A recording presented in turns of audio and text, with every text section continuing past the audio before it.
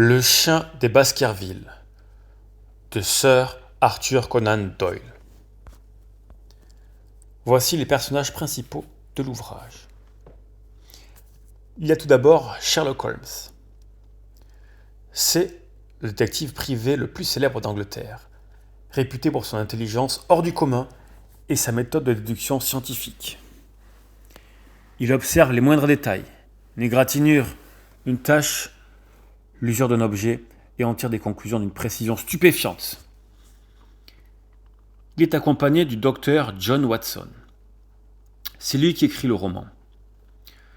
Et c'est à travers ses yeux que le lecteur vit toute l'histoire. Ancien médecin militaire, il est l'ami et le colocataire de Sherlock Holmes. Chapitre 1. Sherlock Holmes.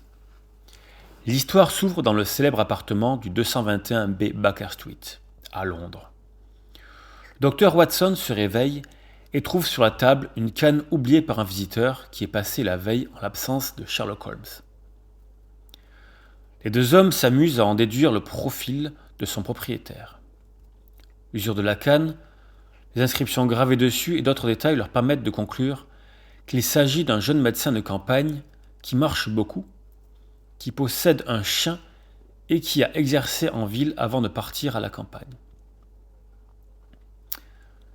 Cet exercice illustre parfaitement la méthode déductive de Holmes et la complicité entre les deux amis. Peu après, le propriétaire de la canne se présente. C'est le docteur James Mortimer, médecin dans le Devonshire. C'est un homme grand, mince, nerveux avec des lunettes.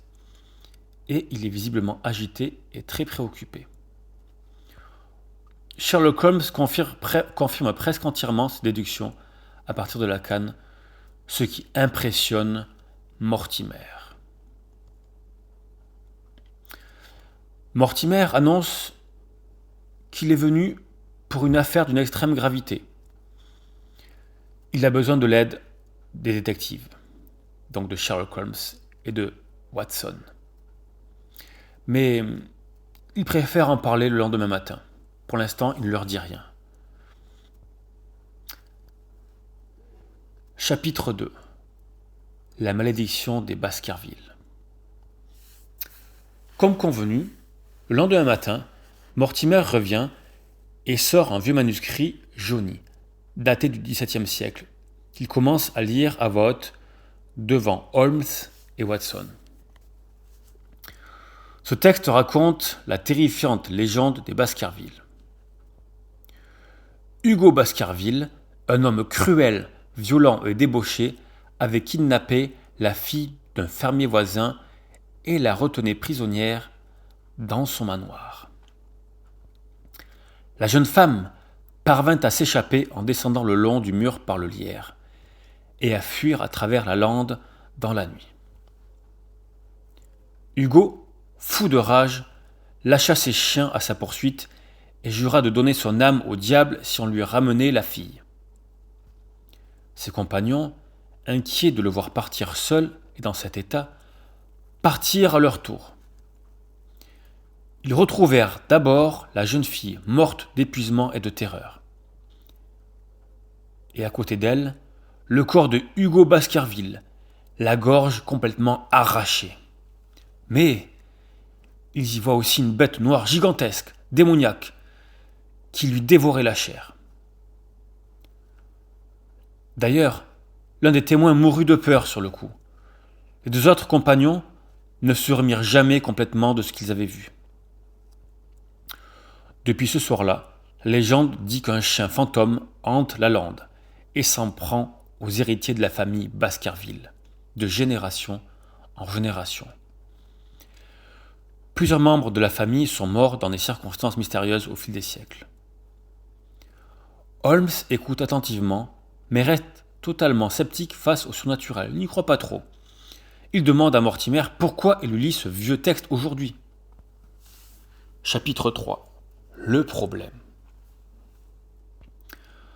Mortimer révèle enfin la vraie raison de sa visite. Son ami Sir Charles Baskerville le chef actuel de la famille est mort, il y a 3 mois, dans des circonstances troublantes. Il a été retrouvé mort au bout de l'allée du buis du parc. Donc les buis, ce sont des grosses haies.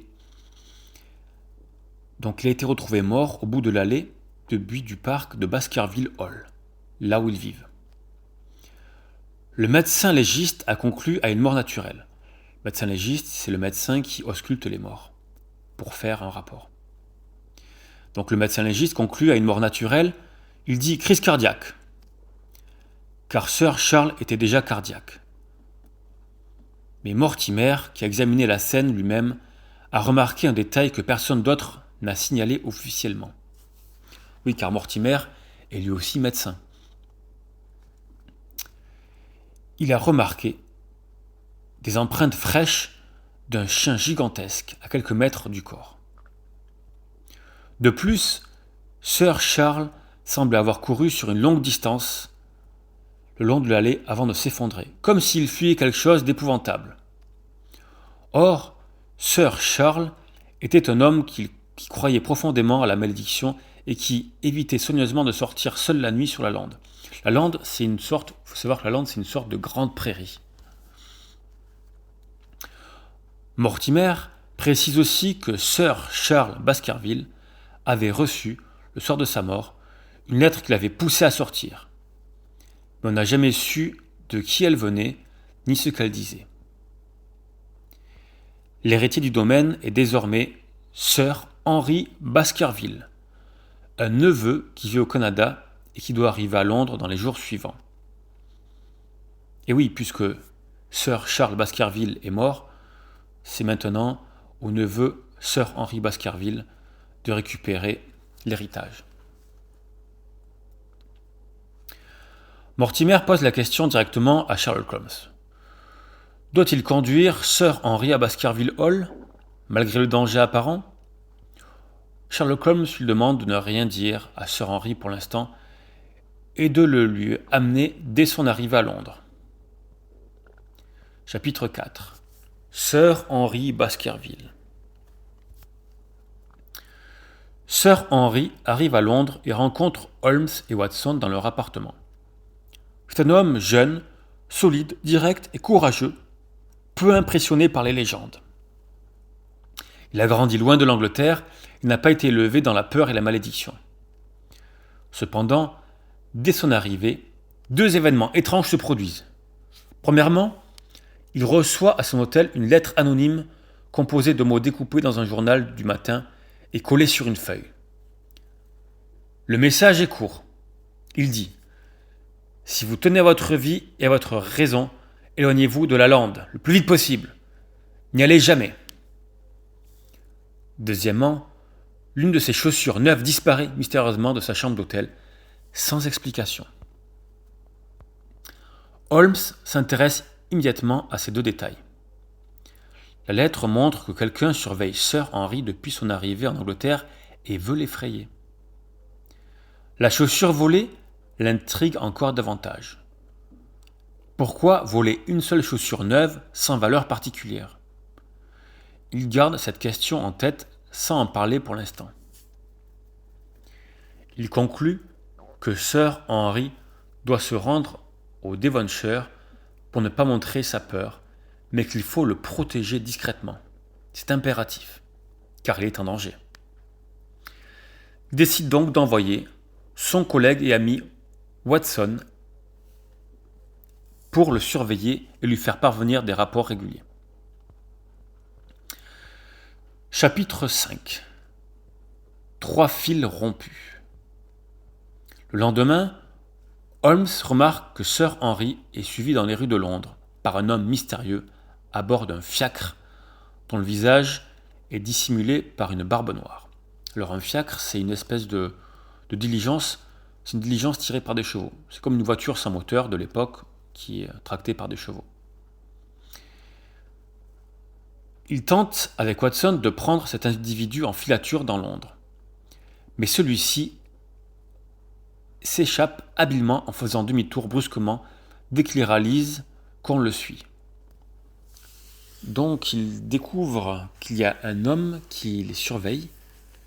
Il décide de le prendre en chasse, mais cet homme arrive à s'enfuir. Du coup, Holmes interroge le cocher du fiacre. Le cocher, c'est celui qui conduit le fiacre, qui lui décrit son client et rapporte une chose stupéfiante. Imaginez-vous, l'homme s'était présenté à lui comme étant Sherlock Holmes lui-même. Oui, il est venu le voir, le cocher, et lui a dit « Je suis Sherlock Holmes, c'est moi ». Ce détail révèle que le suiveur connaît parfaitement l'identité du détective et cherche à le narguer ou à l'égarer. Puis, plus tard, une deuxième chaussure disparaît à l'hôtel de Sir Henry Baskerville. Mais cette fois, il s'agit d'une vieille chaussure dépareillée, sans aucune valeur. Ce détail est capital pour Sherlock Holmes.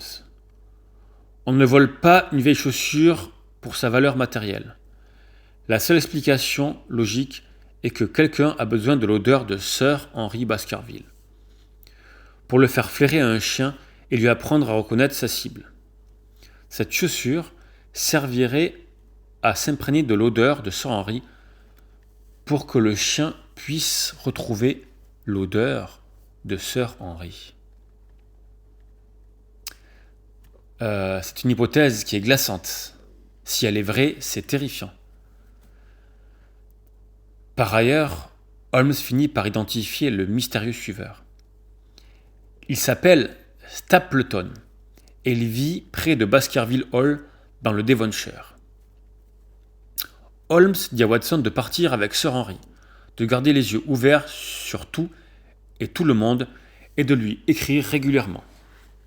Donc, comme je disais tout à l'heure, Watson part seul, sans Holmes, pour mener l'enquête et faire le rapport de l'enquête à Sherlock Holmes, qui lui est resté au bureau.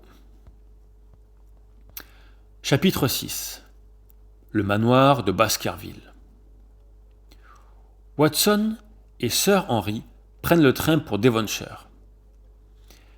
Dès leur arrivée, l'atmosphère change radicalement.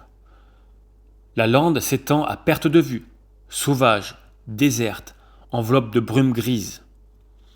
Des soldats en armes patrouillent le long des routes, car un prisonnier extrêmement dangereux, nommé Selden, s'est échappé du bagne de Princetown voisin et se cache quelque part dans la région.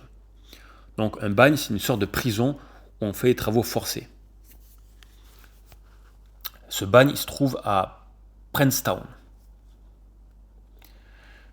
Les habitants, à cause de cette évasion du prisonnier nommé Selden, les habitants sont sur les nerfs.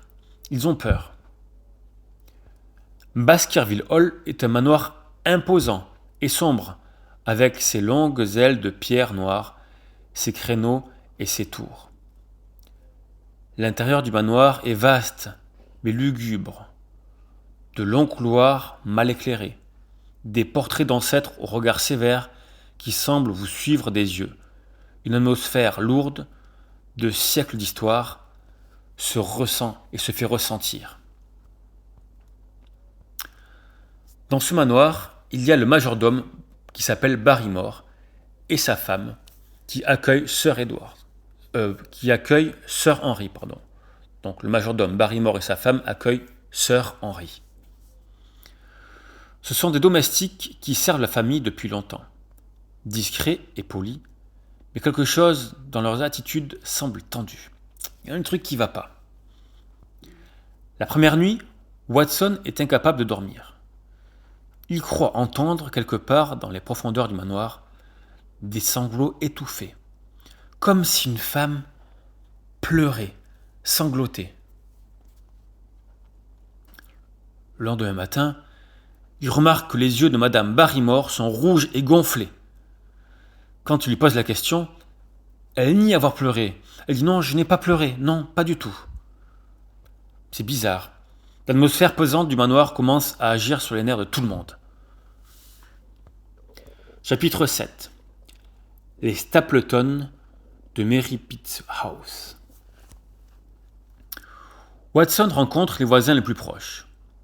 Il commence par Jack Stapleton, naturaliste passionné qui passe ses journées à chasser les papillons et les insectes rares de la lande avec son filet, et celle qu'il présente comme sa sœur, Beryl, une femme brune d'une grande beauté, au teint hâlé et à l'allure exotique.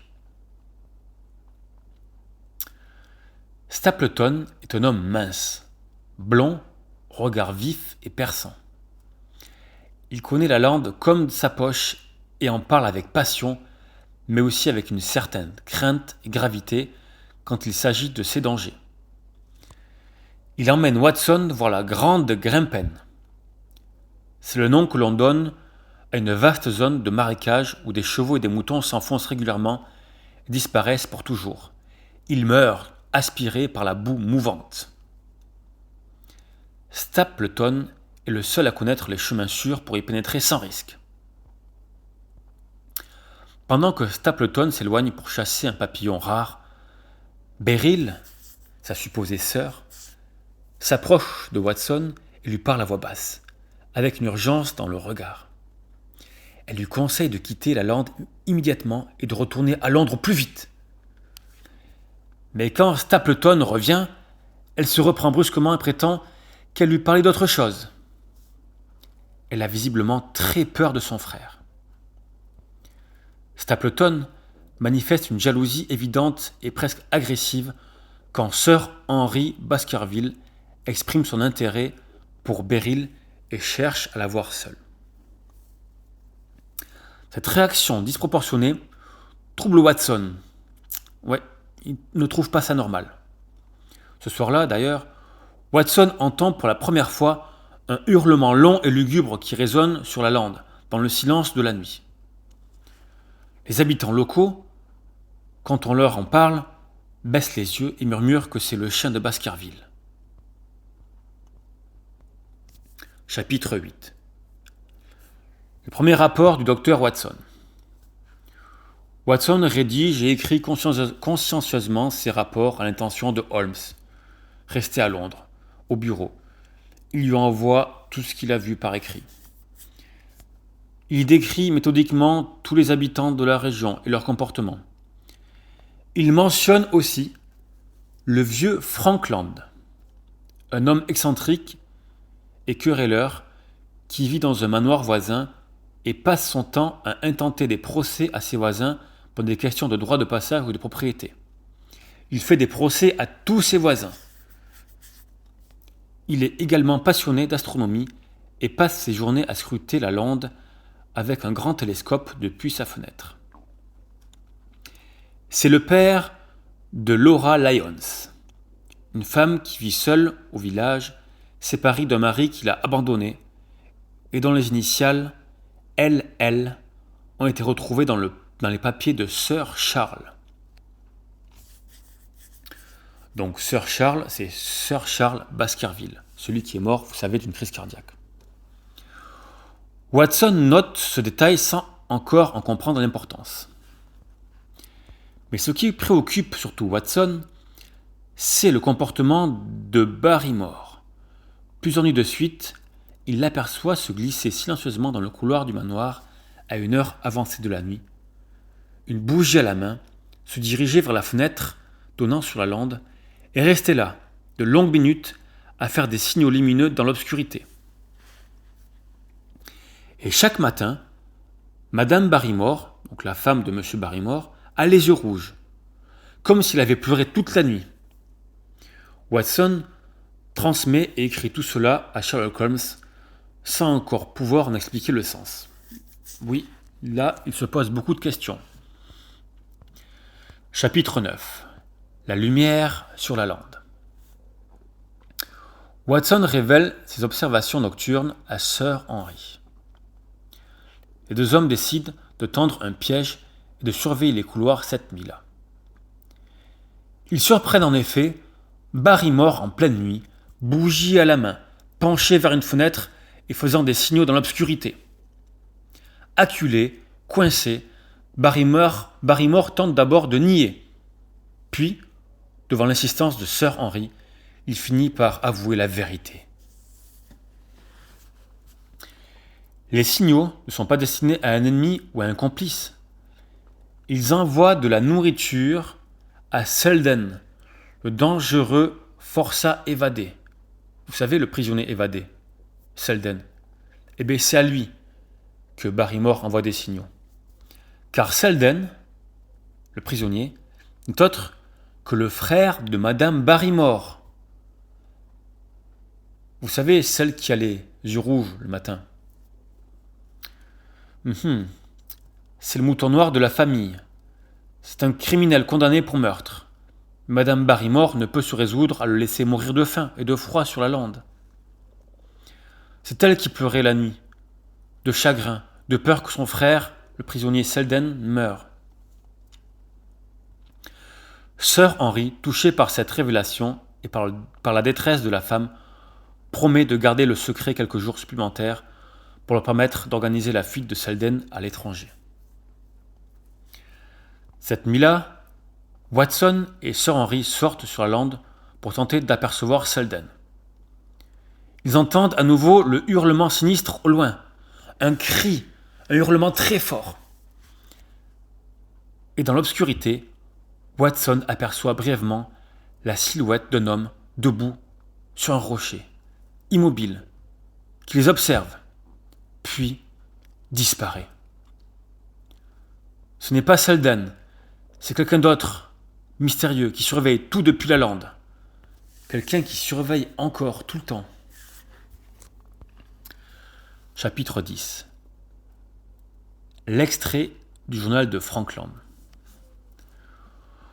Watson rend visite au vieux Frankland, qui, ce jour-là, est de bonne humeur car il vient de gagner l'un de ses procès. Pendant la conversation, Frankland lui confie avec excitation qu'il a repéré depuis son télescope quelque chose d'inhabituel. Un homme mystérieux qui se déplace furtivement sur la lande depuis plusieurs jours et qu'un jeune garçon du village lui apporte régulièrement des provisions dans un sac. Frankland pense qu'il s'agit de Selden, le prisonnier évadé. Mais Watson comprend immédiatement que non. Selden n'a pas besoin d'un enfant pour lui apporter à manger. Il reçoit la nourriture directement de Barrymore. Du coup, Watson décide de suivre directement le garçon à distance. Où va-t-il, ce garçon ? Qu'est-ce qu'il fait ? Il le suit et le voit grimper dans les rochers et déposer un paquet à l'entrée d'une vieille cabane en pierre, bien dissimulée dans les hauteurs. Watson s'en approche prudemment, entre dans la cabane sombre et froide et y trouve des affaires. Il y voit une couverture, des restes de nourriture, des notes écrites sur les habitants de la région. Il attend, tendu. Son cœur bat très fort, il a peur. Et soudain, des pas s'approchent. La silhouette d'un homme apparaît dans l'encadrement de la porte. Et Watson reconnaît avec stupeur Sherlock Holmes lui-même, assis sur un rocher parfaitement calme, qui lui sourit.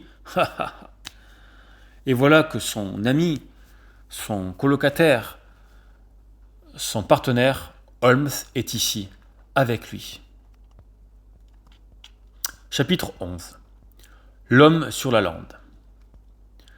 Sherlock Holmes explique à Watson pourquoi il a choisi d'agir dans le plus grand secret. S'il était venu officiellement au Devonshire, le coupable, qu'il suspecte déjà fortement, aurait immédiatement été sur ses gardes et aurait cessé d'agir. En vivant anonymement dans cette cabane, il a pu observer tous les habitants sans éveiller le moindre soupçon. C'est intelligent comme tactique. D'ailleurs, il a recueilli de nombreuses informations et a la quasi-certitude que Stapleton est le coupable. Stapleton, vous savez, c'est celui qui les observait déjà dans Londres avec le fiacre qui s'était échappé. C'est encore lui, Stapleton. C'est peut-être le coupable. Peut-être. Ouais. Sherlock Holmes a découvert que la prétendue sœur de Stapleton est en réalité sa femme. Donc il aurait menti. Stapleton a une femme, et celle qui présente comme Beryl, sa sœur, est en vérité sa femme. Oui, celle qui présente faussement comme sa sœur, pour pouvoir l'utiliser comme appât auprès des hommes de la région, notamment Sir Henry, et pour ne pas qu'on le sache marié. Cette nuit-là, un drame survient.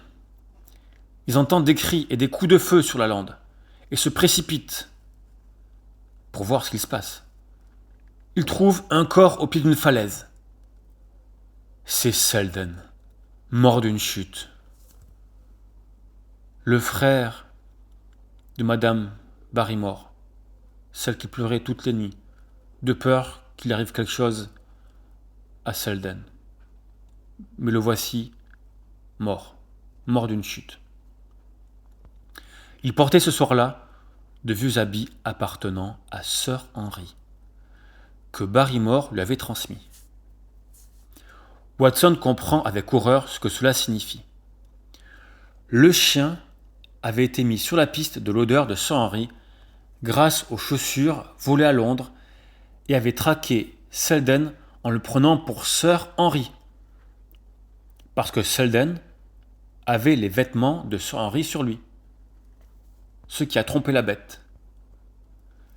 Mais ce qui veut dire aussi que la bête existe vraiment. Et elle a failli tuer Sir Henry par erreur. Stapleton arrive sur les lieux peu après et feignant la surprise. Il fait comme s'il était surpris. Holmes l'observe attentivement sans rien dire. Chapitre 12. La mort sur la lande. Sherlock Holmes a maintenant suffisamment d'éléments pour agir. Mais avant de tendre le piège final, Watson rend visite à Laura Lyons, la fille de Frankland, dont les initiales sont LL. Elle était dans les papiers de Sir Charles. C'est une belle femme, fière malgré sa situation difficile. Elle confirme qu'elle a bien écrit à Sir Charles pour lui demander un rendez-vous le soir de sa mort, près de la porte du parc. Elle avait besoin d'argent pour payer son divorce et espérait son aide. Donc elle espérait l'aide de Sir Charles. Mais elle affirme ne pas s'y être rendue, car elle avait réglé ses problèmes entre-temps. Ce quelqu'un, Watson le comprend immédiatement. C'est Stapleton, qui l'avait manipulé pour attirer Sir Charles dehors ce soir-là, tout seul. Puis l'avait convaincu de ne pas venir pour laisser le chien agir, seul, sur Sir Charles, et lui faire peur pour le faire mourir d'une crise cardiaque. Sherlock Holmes organise le piège final avec Watson et l'inspecteur Lestrade, donc un autre inspecteur, monté discrètement de Londres pour les aider. Stapleton, se croyant toujours insoupçonné, invite Sir Henry à dîner seul chez lui. Peut-être pour lui tendre un piège. Certainement pour lui tendre un piège. Avant de partir, il enferme sa femme Beryl à clé dans une pièce pour l'empêcher de parler ou de fuir. Beryl, donc c'est bien celle qui faisait passer pour sa sœur qui est en réalité sa femme. Eh bien, il l'a enfermée dans une pièce. Sherlock Holmes, Dr. Watson et Lestrade se postent dans l'obscurité et le brouillard épais de la lande sur le chemin du retour. Sir Henry. Sur le chemin du retour de Sir Henry. Donc ils sont là postés, ils surveillent. Ils attendent que Sir Henry passe. L'attente est interminable et angoissante. Le brouillard est si dense qu'ils craignent de ne pas voir arriver la bête à temps. Soudain, une silhouette gigantesque bondit dans la nuit. C'est le chien, une bête immense dont le pelage brille d'un éclat bleuâtre et fantomatique. C'est impressionnant. Il est enduit de phosphore pour paraître surnaturel et décupler la terreur de ses victimes. La bête se jette sur Sir Henry. Chapitre 13. Lumière dans les ténèbres. Holmes et Watson et Lestrade ouvrent le feu simultanément. Atteint de plusieurs balles, le chien s'effondre. Sir Henry est sain et sauf, mais en état de choc total. Tremblant, pâle, incapable de parler pendant de longues minutes. Il a failli se faire écorcher, dévorer tout entier. Holmes, Watson et Lestrade se précipitent chez Stapleton, mais il a disparu. Dans une pièce, au fond, ils trouvent Beryl, sa femme, ligotée, bâillonnée, visiblement battue. Ils la libèrent et elle leur indique la direction qu'a pris Stapleton. La Grande Grimpen. Vous savez, ces marécages dangereux. Il est parti là-bas. Aussitôt, ils partent à sa poursuite, mais le brouillard les ralentit. Le lendemain matin, ils retrouvent l'une de ses chaussures enfoncée dans la boue, dans le marécage, mais jamais son corps. La lande l'a englouti pour toujours. Stapleton a été englouti dans la Grande Grimpen, le lieu qu'il craignait tant. Et bien c'est là qu'il a disparu. Quant à Sir Henry, il est physiquement indemne, mais psychologiquement très atteint. Les semaines de terreur et l'horreur de cette nuit ont laissé des traces profondes. Holmes recommande qu'il parte voyager plusieurs mois, accompagné du docteur Mortimer pour se remettre avant de revenir s'installer définitivement à Baskerville Hall. Il faut qu'il prenne des vacances, il faut qu'il s'aère l'esprit. Chapitre 14. Le récit de Sherlock Holmes. De retour à Londres, Holmes démêle pour Watson tous les fils de l'affaire. Stapleton s'appelait en réalité Roger Baskerville. C'était le fils illégitime d'un membre de la famille. Donc illégitime, ça veut dire qu'il n'a pas droit à l'héritage. Il avait fui en Amérique du Sud après des escroqueries. S'y était marié avec Beryl Garcia, une femme créole, donc des îles, d'une grande beauté, avant de revenir en Angleterre sous une fausse identité. Il a falsifié son nom. En fait, il convoitait le domaine et sa fortune. La fortune des Baskerville et avait élaboré un plan sur plusieurs années. Il était revenu dans l'idée de prendre la fortune de la famille Baskerville. Donc, il a élaboré un plan sur plusieurs années. Son plan, c'est de s'installer près du manoir, exploiter la légende du chien démoniaque pour commettre ses crimes en toute impunité. Il avait d'abord terrorisé Sir Charles Baskerville, déjà fragilisé par la peur de la malédiction et par des problèmes cardiaques, en lui montrant le chien à plusieurs reprises dans l'obscurité. Il avait ensuite manipulé Laura Lyons, LL, pour l'attirer dehors le soir fatidique et isoler seul Sir Charles. Sir Charles, attendant en vain au bout de l'allée, avait vu surgir la bête phosphorescente et était mort de peur. Plan parfait. Mort naturelle, légende respectée, aucun soupçon, aucune trace de morsure, puisque Sir Charles avait tellement peur de la légende qu'il n'avait même pas besoin de se faire attaquer pour mourir. Juste le fait de voir la bête lui a provoqué un arrêt cardiaque. Pour Sir Henry, il avait utilisé les chaussures volées à Londres pour dresser le chien à reconnaître son odeur. Belle tactique. Il avait également tenté d'utiliser Beryl comme appât pour distraire Sir Henry, ce qui explique ses crises de jalousie et sa surveillance constante de sa femme. Laura Lyons, une fois que Holmes lui révèle que Stapleton était marié et qu'elle a été instrumentalisée, comprend qu'elle a été usée et accepte de témoigner. Elle ignorait sincèrement avoir servi d'appât pour un meurtre. « Mais moi je ne savais pas tout ça, dit-elle. Moi j'écoutais ce qu'on me disait, je suis désolé, mais je ne suis pas là-dedans, je n'ai rien à voir. » Holmes conclut que Stapleton était l'un des adversaires les plus redoutables qu'il n'ait jamais affrontés. Non pas parce qu'il était violent, mais parce qu'il était très intelligent, patient et méthodique. Après plusieurs mois de convalescence et de voyage, Sir Henry revient en bonne santé s'installer à Baskerville Hall, définitivement libéré de la malédiction qui pesait sur sa famille depuis des siècles. Sir Henry retrouve l'héritage et le manoir.